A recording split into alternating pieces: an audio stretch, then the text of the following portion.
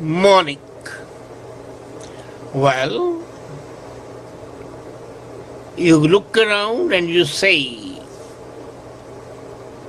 what a natural thing to do to look around. You go to a cinema, a movie, and you say the acting was so natural.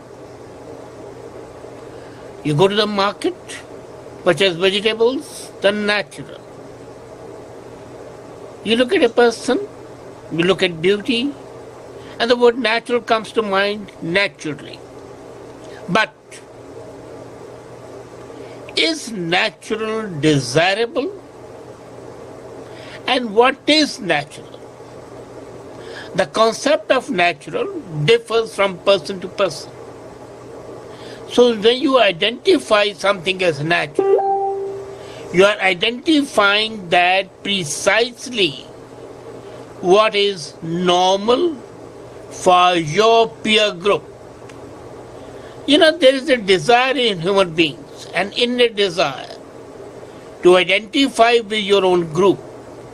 This is nothing but what our ancestors, the apes and the primates, used to do in troop building. You build up a sense of identity. This is done even now in army, navy, air force, in scouts, anywhere where you want to build an association, an identity, you want to create a certain lingo and a certain atmosphere where that lingo becomes natural, acceptable. So natural for you may not be natural for another. Secondly, the connotation of the word natural is always misleading. This is especially important when you're going in for globalization.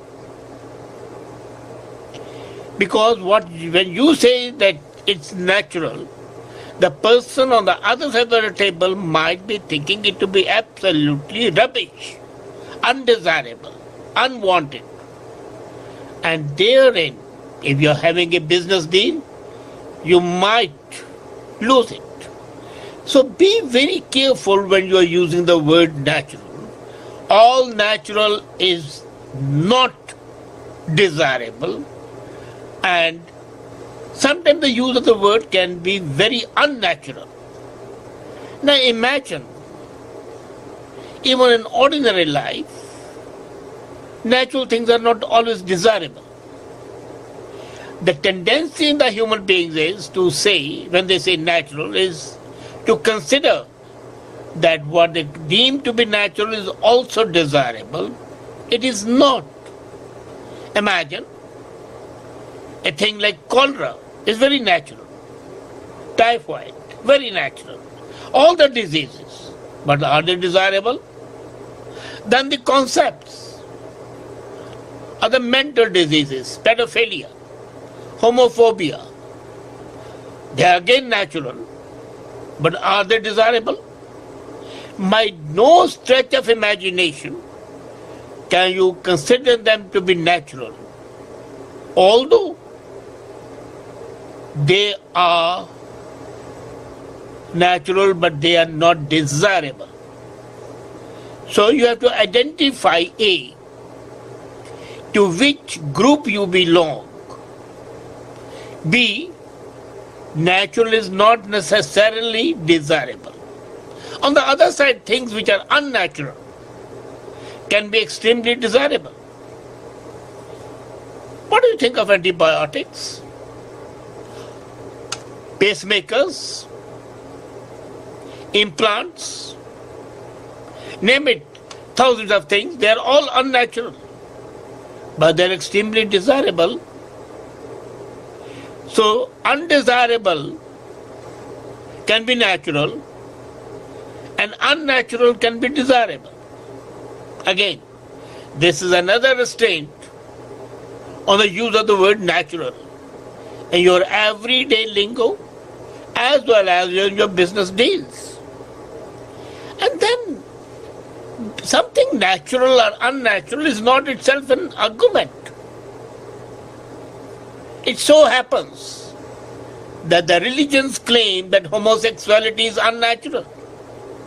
And we know that it is patently false. It is just a different way of living, but it's not unnatural. Now imagine virginity is at one time were presumed to be a virtue. Today there are societies here and in Europe where if you are virgin even at the age of 15 or 16, you might be considered a queer, a freak, an outlandish creature. And I have seen some societies where if the girl is not pregnant before marriage, then she is not a fit person for marriage because she might be barren.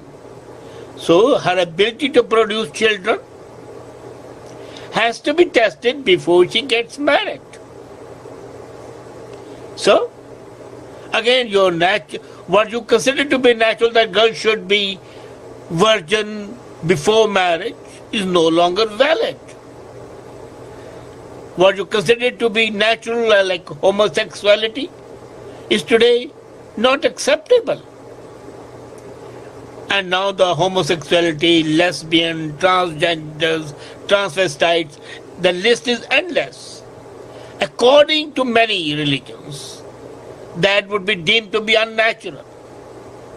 But scientifically, and in this age of politically correctness, they are neither right nor wrong. They are individual decisions, pertain to the individuals.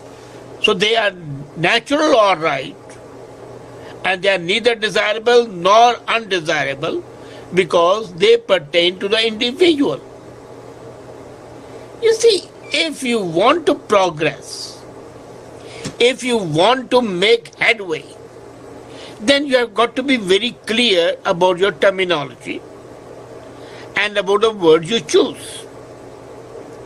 I today started talking on natural and desirable for the certain reason, and the reason is that I've seen when I interview people, I find they very nonchalantly, without any inhibition, say, well, it's natural to do so. It's not natural to do so.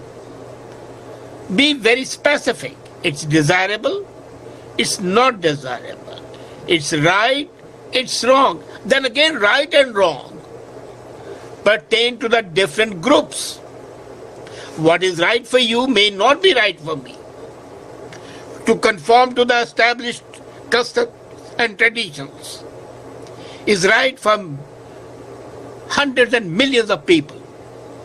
But to be non-conformist is right for me. So again, there is a wide gap between what you think and what you say. And what is more important is how and what you say. Saying that thing is natural. You see, Lord Tennyson in one of his poems talks of the nature. And he says nature is red in tooth and claw. That means it's basically brutal. Man by nature is ferocious. Man by nature is a descendant of apes and chimpanzees, the primates, who were living by both the vegetables and also by killing, if the need was there. The gorillas used to kill. So slowly they changed. But then killing was an important part. And nature is never benign, never kind. It may be kind, it may not be kind. Earthquakes are natural, but are they desirable? They are not. The job is to identify not what is natural and unnatural. You are nobody to decide what's natural or unnatural except for the purpose of troop building, except for the purpose of identifying yourself with a certain group. And for that purpose, if you say it's natural, yes, I can accept it. The moment you are out of that group, the moment you are traversing uncharted or unknown waters, then natural is no longer natural. So you have got to be very, very choosy about the use of the words. Personality development, which is a day, and this is a day reserved for personality development, depends on how and what you talk. And if you use words like natural, right, wrong, good, bad, without considering the parameters with whom you are conversing, can be disastrous. It can have consequences which you may not even imagine. I told you many things are natural and they are not desirable, and many things are desirable and they are not natural. The same holds good in your traditions. It's natural to go to a religious place. That means the people who don't go to a religious place are unnatural. You can say that for you it's good to go to unnatural to go. If you qualify, then of course what you say is acceptable. But unqualified statements have absolutely no meaning. Rather, they are misleading and at times can be an abomination. So you have got to be very choosy, very careful. You have got to ensure that you are precise and not indulging in generalities that can have different meanings, different connotations, and can lead astray your audience. You know, pithiness, conciseness, clarity. These are the hallmarks of a successful man. Talking in jargon, talking in cliches, using proverbs, and using words like natural and desirable and right and wrong and good and bad in an unqualified manner shows that you are mentally not grown up, that you are still at a nascent stage of adolescence. You know, when you are a child and you want to make a statement, you say, the whole word says so. And the whole word is your brother, sister, or a couple of your friends. That's your whole word. But is that the whole word? It's not. So, when you are having a relationship, and this symbiotic relationship can be personal, it can be business, it can be in any manner, then in that relationship, your communication has got to be there. And this communication, in case it uses words which would have different meaning for different people, can lead to miscommunication, can lead to misunderstanding, and can leave a different impression, different than you expected to make. So, you have got to be sure about the connotation of the word, about the real meaning, and what you want to say, and to whom you are saying it. So there are three parameters when you are using the words like natural, desirable, good, bad, right, wrong. And if you are able to discern, differentiate, and then use definitive words, you have conquered a lot of battle. The battle of progress and the battle of being understood properly. Most important thing is that you are understood properly, that the people really can communicate with you after having established a proper bridge. So it's natural to communicate, but communicate in a manner which may not be natural to the others.